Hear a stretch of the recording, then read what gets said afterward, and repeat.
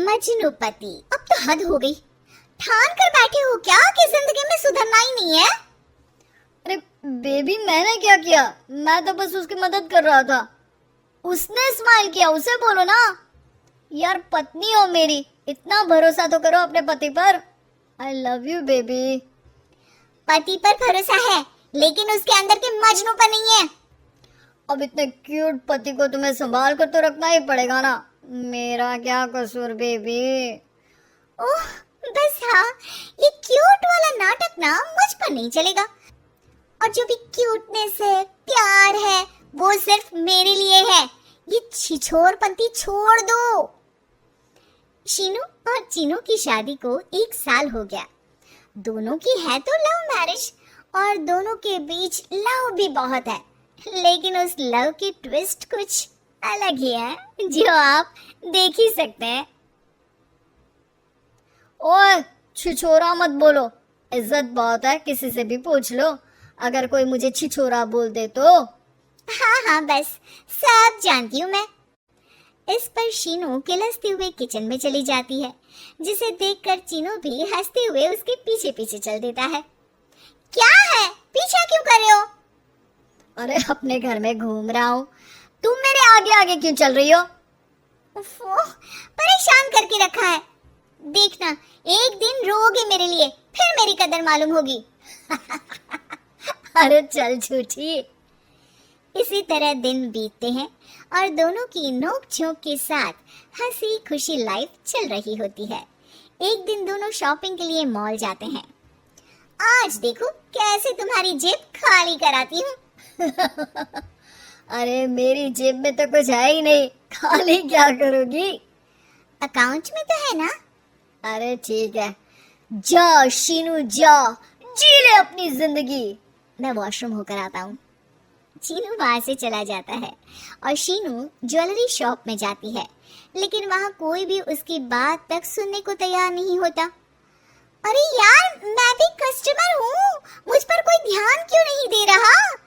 इतने में चीनू भी वहां आ जाता है। करा लिया अकाउंट खाली? कहाँ? देखो ना, कोई मेरी बात तक नहीं सुन रहा, सब बिजी हैं। ऐसा क्या? Excuse me, can you please? Chinu के इतना बोलते ही अटेंडेंट तुरंत उसके पास आ जाती है, जिसे देखकर शीनू हैरान रह जाती है। हैरान तो ऐसे हो रही हो जैसे अपने पति को जानती ही नहीं। हाँ हाँ बिल्कुल, मजनू को कैसे भूल सकती हूँ? पर मजनू अब शादीशुदा है, ये मत भूले।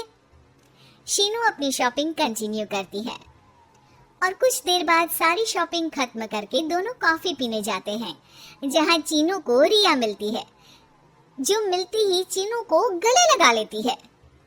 ओह हाय चीनू, कितने टाइम बाद देखे। आज भी बिल्कुल वैसे ही क्यूट हो, जिसे देखते ही दिल फिसल जाए। इस पर चीनू शीनू को देखकर तुरंत रिया को दूर करते हुए कहता है, अरे रिया, मीट माय वाइफ शीनू। और शीनू, ये रिया है, कॉलेज फ्रेंड। अच्छा शादी कर ली? ओके मैं चलती हूँ, बाय। कॉलेज के मजनू, सब जानती हूँ कौन सी फ्रेंड है। वैसे वो मजनू वाली हरकतें आज तक बंद नहीं हुई ना। गले तो देखो कैसे लगाया था, जैसे उसकी पर्सनल प्रॉपर्टी हो। भूलो मत, तुम सिर्फ मेरी प्रॉपर्टी हो और इस प्रॉपर्टी पर किसी ने नजर डाली या तुमने किसी को देखा भी तो दोनों की आंखें नोच लूंगी। ऐसा बोल शीनू गुस्से में वहां से चली जाती है, लेकिन इस बार चीनू उसके पीछे नहीं जाता। अरे बिना कुछ करे सुना गई, अपने आप आएगी वापस। चीनू शीनू का इंतजार करते हुए वहीं बैठ जाता है। इसी तरह कुछ घंटे बीत जाते हैं, लेकिन ना शीनू वापस आती है और ना ही उसका फोन आता है, जिस पर चीनू घर पहुंच जाता है, पर शीनू वहां भी नहीं होती। ये सब देख वो बहुत परेशान हो जाता है। अरे ये कहाँ गई? इतनी देर हो गई, अभी तक तो उसे वापस आ जाना चाहिए था।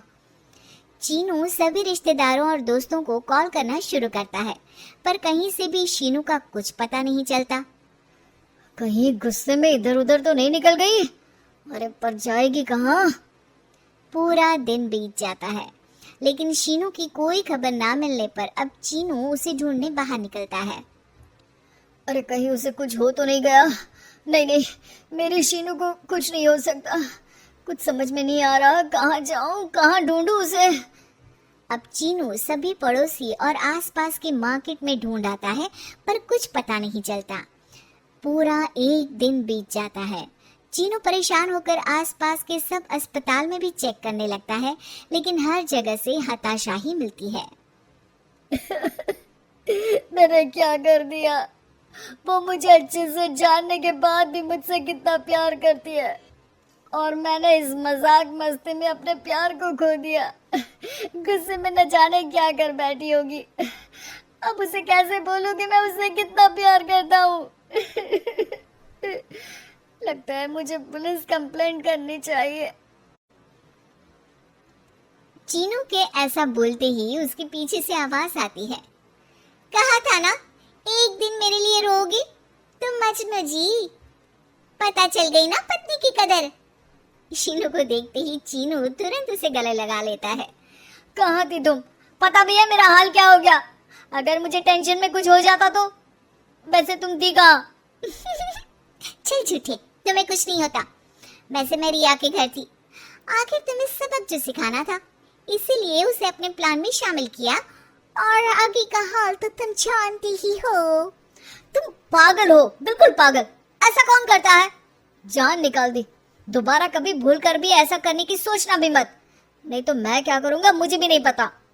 हाँ हाँ, मेरे मजनू पति, तुम भी दोबारा मेरे अलावा किसी दूसरे के सामने ये मजनूगिरी मत दिखाना। बुरा लगता है यार।